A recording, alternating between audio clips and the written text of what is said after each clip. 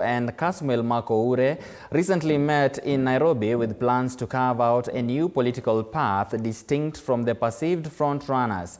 The youth leaders voiced their lack of trust in the newly appointed IEBC chair and commissioners, and they made it clear that any election results declaring the perceived front-runners as the 2027 general election winners will be outright rejected.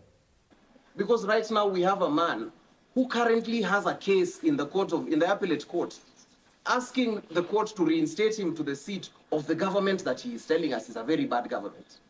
We were being led by the person who sold your grandmother fake fertilizer, mixed it with sand and cow dung, is the same person who's telling us that they are going to redeem us. The people who meted out the highest amount of violence to us young people.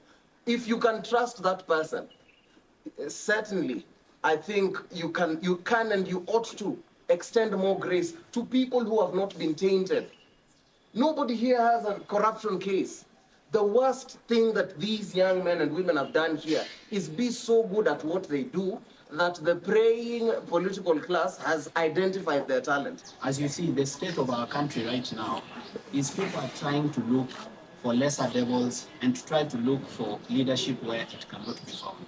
They want to replace a problem with another problem. And what we are saying is the problem cannot be the solution to the problem. We as the youth of this country, we have enough votes to be president, to be deputy president, to be member of parliament in all the 290 constituencies, and to win all the senatorial and women rep positions and governor positions in this country. We cannot have the people who have destroyed this country. We cannot have the very, very people. Look at this. This is a contestant who is actually choosing his friends to go to IEBC.